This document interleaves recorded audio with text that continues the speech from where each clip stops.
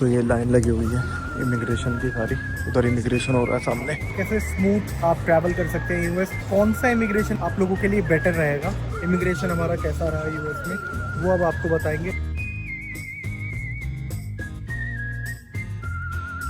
So hey guys, welcome back to my YouTube channel यार FIR. और कैसे आप सब लोग, आशा करता हूँ अच्छे होंगे और हम भी बहुत अच्छे हैं।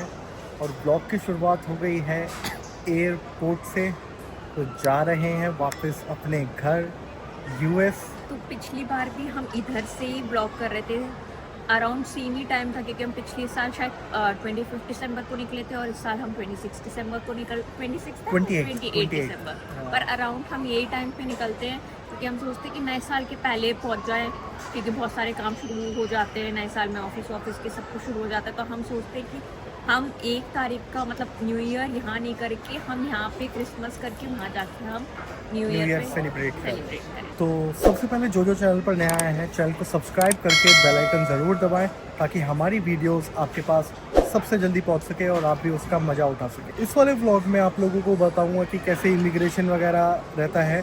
हम लोग जो इस बारी ट्रैवल कर रहे हैं वो ट्रैवल कर रहे हैं लंदन से, तो आपको सारा प्रोसीजर बताऊंगा लंदन का कैसा रहता है और कैसे स्मूथ आप ट्रैवल कर सकते हैं यूएस, और कौन सा इमिग्रेशन आप लोगों के लिए बेटर रहेगा।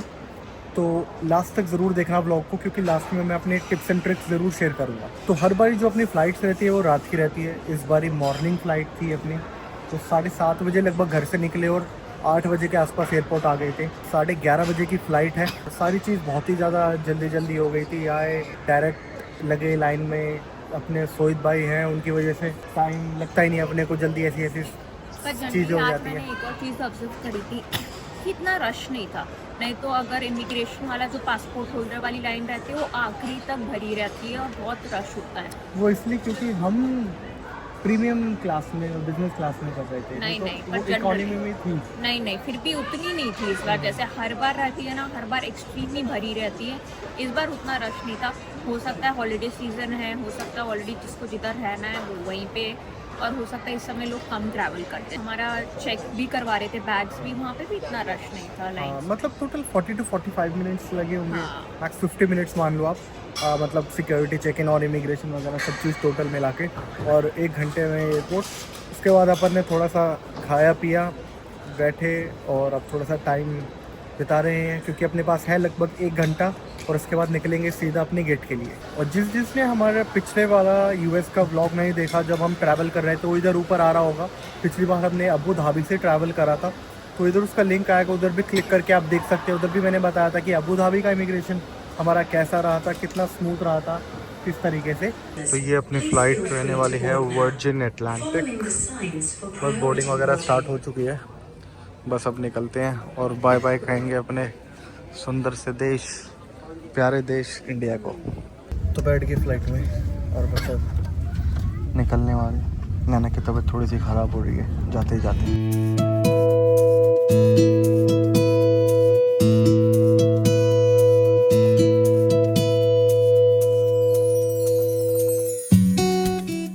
देख लो भाई, लैंड करने वाले हैं लंदन में, और ठंड का हिसाब लगा सकती हो कि कितनी हो रही होगी इस टाइम यहाँ पर। तो ऊपर गया, जा रहे हैं टर्मिनल पे, ले ओवर है बहुत ही ज़्यादा।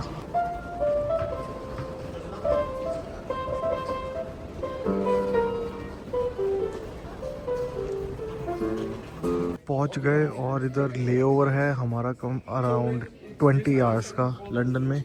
तो वो नेक्स्ट डे हो रहा था, इसलिए हमको बोर्डिंग पास नहीं मिला था दोनों का एक साथ, तो इसलिए अब यहाँ पर नैना बोर्डिंग पास प्रिंट कर रही है, क्योंकि बिना बोर्डिंग पास के इधर एंट्री नहीं कर सकते। तो इसलिए बस वो भी बोर्डिंग पास प्रिंट कर रही है, उसके बाद देखते हैं। तो हल्का सा रिफ़्रेशमेंट टाइप एक सुशी और एक फ्राइड राइस ले लिया हम दोनों ने। वेट करते करते इसको खाएंगे।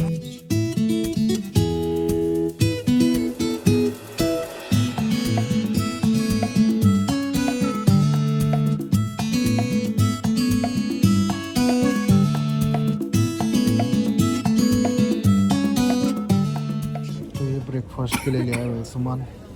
नैना की तबीयत ख़राब है तो उसके लिए पॉरेज, और मैंने कॉफ़ी और एक एग सैंडविच ले लिया है। तो अभी लंदन एयरपोर्ट पर ही हैं और हो गए लगभग 18 घंटे हमें इस एयरपोर्ट पे।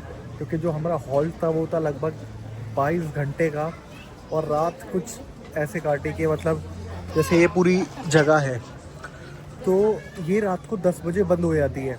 तो उसके बाद 10 बजे के बाद एक सिक्योरिटी वाले आते हैं, वो आपको ले जाते हैं। हमें लेके गए थे कल गेट नंबर 7 के पास, तो वहाँ पर उन्होंने बिठा दिया और वहाँ पर मतलब अच्छे बड़े बड़े बेंच थे सोने के लिए, तो हम उस पर सोए।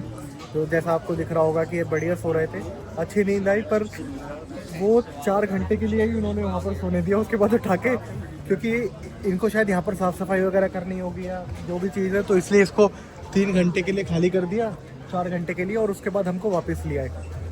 तो फिर दोबारा भाई 3:30 बजे यहाँ पर आए, फिर यहाँ पर आके सो गए। जिधर बैठे हैं इधर ही सो गए। ये हमारी परमानेंट सीट है, मतलब अगर हम यहाँ पर 18 घंटे से है ना, तो 14 घंटे इसी सीट पे बैठे होंगे। पर दिक्कत की ये बात है कि हमें इतना लंबा लेओवर किस लिए लेना पड़ा, अब वो आपको नैना बताएगी। तो स्टार्टिंग में क्या हुआ था कि हमने एयर कनाडा की फ्लाइट की हुई थी, जो हमारी फर्स्ट फ्लाइट थी एयर कनाडा की। जब हम आ रहे थे तब की स्टोरी है। टैम्पा से इंडिया आना था, तब हमारी एयर कनाडा की फ्लाइट थी। तो हम लोग डिनर पे भी गए थे, तो हमारे फ्रेंड्स में से एक फ्रेंड ने ये भी बोला था कि ट्रांजिट वीज़ा लगता है। तो हमने हमने कस्टमर केयर को कॉल करा, कस्टमर केयर ने बोला नहीं आपको ट्रांजिट वीज़ा नहीं लगेगा। तो हमने बोला चलो ठीक है नहीं लगेगा। सब पैकिंग हो गई। अब सुबह 9 बजे हमारी फ्लाइट है। तो हम रात को, मैं अपनी दीदी से बात कर रही थी, तो मेरी दीदी ने सेम चीज़ बोली कि एक और बार तुम चेक कर लेना ट्रांजिट वीज़ा का। मैंने बोला है मैंने तो ऑलरेडी चेक कर लिया, पर मैंने बोला ठीक है एक और बार कर लेते, क्या फ़र्क पड़ता है। अब इस बार चेक करा तो इस बार पता चला ट्रांजिट वीज़ा लगेगा। अब सुबह 9 बजे हमें जाना है और रात के 12-1 बजे हमें पता चल रहा है कि ट्रांजिट वीज़ा लगेगा। तो फिर कस्टमर केयर ने मतलब हमको एक्सप्लेन करा, अगर आपकी सेम टर्मिनल से फ्लाइट होती तो शायद ट्रांजिट वीज़ा नहीं लगता। अब ये केस टू केस डिपेंड करता है आपकी नेशनैलिटी की, आपके पास कौन से टाइप का वीज़ा, ये सब तो सब अपना अपना मतलब केस रिसर्च करके कस्टमर केयर को प्रॉपरली एक्सप्लेन करके ही वो करना। हमारे केस में ऐसा था कि अगर हम एक टर्मिनल से दूसरे टर्मिनल से फ्लाइट नहीं करते तो फिर मतलब हम वो ट्रांजिट वीज़ा नहीं लगता।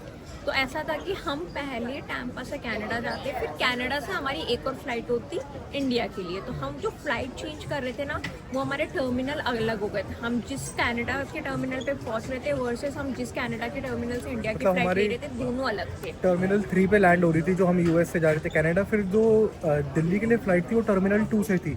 तो अगर टर्मिनल 3 से आपको 2 पे जाना है तो आपको वीज़ा चाहिए उस चीज़ के लिए, ट्रांजिट। आप इंटरनेशनल एरिया छोड़ते हो हाँ। और वापस आपका चेक इन वैक इन सब कुछ पहले की तरह होता है, तो उसके लिए ट्रांजिट वीज़ा लगता है। अब ट्रांजिट वीज़ा को 2 से 3 हफ्ते भी लग सकते हैं और कई बार 1 से 2 महीने भी लग सकते हैं। तो ऑब्वियसली वो एक रात में तो पॉसिबल था नहीं।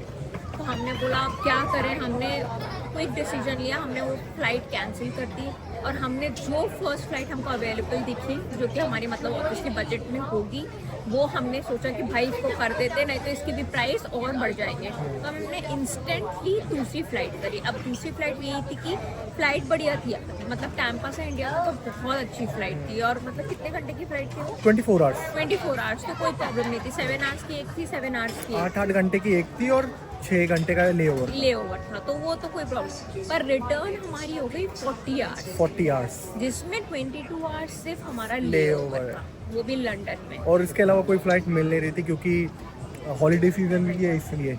हाँ, तो इसलिए हमने बुक करा और हमें जो मिला 22 आवर्स। और हमने बोला यार ठीक है इंडिया तो पहुंचा है, रिटर्न तो हम कर ही लेंगे, हम हाँ। दोनों साथ में कैसे भी टाइम पास कर लेंगे। पर भाई 22 घंटे बहुत ज़्यादा हो। पर ये भी एक अलग एक्सपीरियंस था, 22 घंटे अपना मस्त एयरपोर्ट पे गुजार रहे हैं, कोई कुछ नहीं। तो बस इसलिए हमने 22 घंटे का ले ओवर हमें लेना पड़ा। तो जो भी लोग मतलब ट्रैवल करना चाहते हैं यूएसए से इंडिया, तो मैं कहूँगा कि एयर कनाडा को ना बुक करें तो ही सही है, क्योंकि उनके वीज़ा प्रोसेस का बहुत वो है, वो आपको ट्रांजिट वीज़ा उधर का लगेगा ही लगेगा। हाँ, जैसे दूसरी नेशनैलिटीज रहते हैं ना, यूएस यूके वगैरह, उन लोगों को नहीं लगता है। हाँ। इंडियन नेशनलिटी भले आपके पास यूएस वीज़ा हो लगता है, पर बहुत सारे एयरपोर्ट में ये केस है। लंदन का भी मैं पढ़ रही थी क्योंकि ऑब्वियसली हमारे साथ वो केस होता था, मैं लंदन का भी पढ़ी थी। तो लंदन का भी यही था, हम आए टर्मिनल 3, अब हमारी नेक्स्ट फ्लाइट भी टर्मिनल 3 से है। तो इसलिए हमको नहीं लग रहा है, नहीं तो यहाँ पे शायद डायरेक्ट ट्रांजिट वीज़ा भी लगता है। तो ऑलमोस्ट आजकल सारे एयरपोर्ट के रूल बदल रहे हैं। तो जब भी आप ट्रैवल करें, और ये आप टिकट बुक करते समय आपको नहीं बताती है, थर्ड पार्टी एप्लीकेशन भी नहीं बताती है। और अगर आप उनकी खुद की वेबसाइट से करते हैं, कोई भी एयरलाइन की खुद की ऑफिशियल वेबसाइट से करते हैं, तो वहाँ पर भी वार्निंग नहीं आती। तो कभी भी आप करते हो तो आप ये से चीज़ मतलब ध्यान में रखो, खुद ही चेक करना पड़ता है आपको, पहले चीज़ खुद ही चेक कर लो। मतलब मेरे हिसाब से तो लंदन बहुत स्मूथ रहा जब हम आए थे, ज़्यादा कुछ रहा नहीं था ऐसे, बहुत ही स्मूथ से जल्दी हो गया। अब जब वापस आ रहे हैं अभी आपको पता लगेगा कि इमिग्रेशन हमारा कैसा रहा यूएस में, वो अब आपको बताएंगे। बस अब 4 घंटे में फ़्लाइट है, रेडी वेडी हो गए, उठ गए थे, ब्रश वगैरह कर लिया, ब्रेकफास्ट वगैरह कर लिया, तो बस अब निकलेंगे इधर से। और जो फ़्लाइट हमने इंस्टेंट कैंसिल करी उसका भाई प्रॉपर रिफ़ंड भी हमको नहीं मिला। मतलब रिफ़ंड का बिल्कुल ही मना कर दिया था, क्योंकि 5-6 घंटे पहले ही हमने कैंसिल करी थी। तो हमने उनसे रिक्वेस्ट करा, बहुत बात करी, तो उन्होंने हमको क्रेडिट नोट दे दिया 1 ईयर का, कि मतलब आप एयर कनाडा से ही आप ट्रैवल कर सकते हो।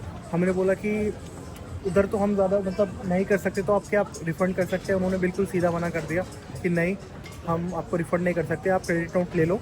हम आपको मतलब उन्होंने बना के दे दिया, हम लॉगिन वगैरह कराया, तो उधर शो हो रहे थे हमारे जितने भी पैसे थे। तो बस ये 1 साल का आपको क्रेडिट नोट मिल जाएगा, बट रिफ़ंड आपको नहीं मिलेगा। तो पहले से ही सोच समझ के फ़्लाइट करें तो बढ़िया रहेगा। जब भी आप इंटरनेशनल फ्लाइट करते हो, मोस्टली अपन इंडिया के लिए करते हैं, अगर आपका रहता है कि साल में हमको 1-2 बार इंडिया जाना है, तो हमेशा मेरे हिसाब से तो रिफंडेबल टिकट ही करो, ताकि एटलीस्ट आप सेफ साइड पे रहते हो। रिफंडेबल टिकट करोगे तो सही रहेगा मेरे हिसाब से भी, बट वही हमसे थोड़ी सी एक गलती हुई, क्योंकि सब जल्दी जल्दी में हुआ। इंस्टेंट प्लान बना, कोई ऐसा प्लान नहीं था कि हम इंडिया जा रहे हैं। इंस्टेंट प्लान ना मतलब हम दोनों बैठे हैं, कल बात कर रहे हैं और आज की टिकट बुक करके, और इस तरीके से बस प्लान बना था। तो चलो, ये तो सारी चीज़ें होती रहती है, इनसे ही सीखते हैं, आप लोगों को बताते हैं, हमें भी पता लगता है, तो बढ़िया रहा। तो फाइनली 22 घंटे बाद अपना गेट पता लग चुका है। बस अब जा रहे हैं फ़्लाइट को बोर्ड करने। हालत बिल्कुल ख़राब हो गई बहुत ही ज़्यादा। मतलब जो आखिरी के समय था ना, जो आखिरी के 3-4 घंटे का थे, वो काटने बहुत ज़्यादा मुश्किल हो गए, पर कोई नहीं, कट गए। अब चल रहे अपनी गेट की तरफ। आ गए फाइनली, अब बोर्ड कर रहे हैं।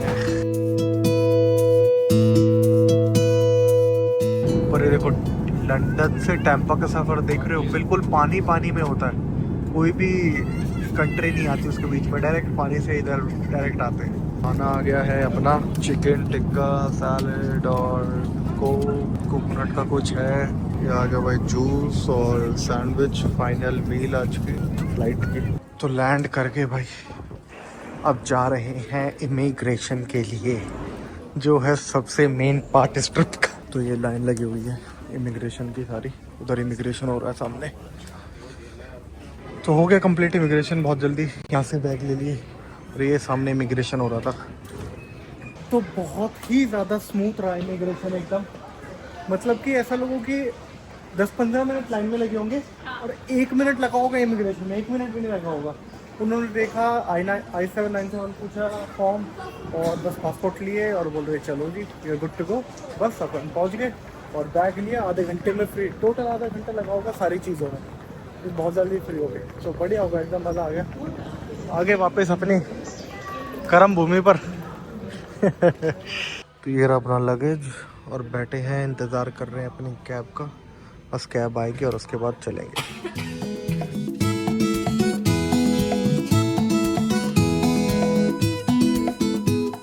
पहुंच गए भाई अपने घर, और आते ही अपनी गाड़ी एकदम शानदार, देख लो साफ़ सुथरी खड़ी है अभी भी। मतलब महीने बाद ही मिली है लगभग, पर बढ़िया साफ़ सुथरी है।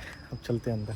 तो पहुंच गए थे घर, नहा धो के एकदम बढ़िया फ्रेशन अप हो गए, क्योंकि एक दिन क्या लगभग 2 ही दिन हो गए थे नहाए हुए। एयरपोर्ट पे थे लगभग 42 घंटे के लिए। तो टिप्स एंड ट्रिक्स में ये रहेगा कि मेरे हिसाब से यूएसए कोई पोर्ट ऑफ एंट्री रखो तो बहुत बढ़िया रहता है। जैसे कई लोग अबू धाबी वगैरह भी प्रेफर करते हैं।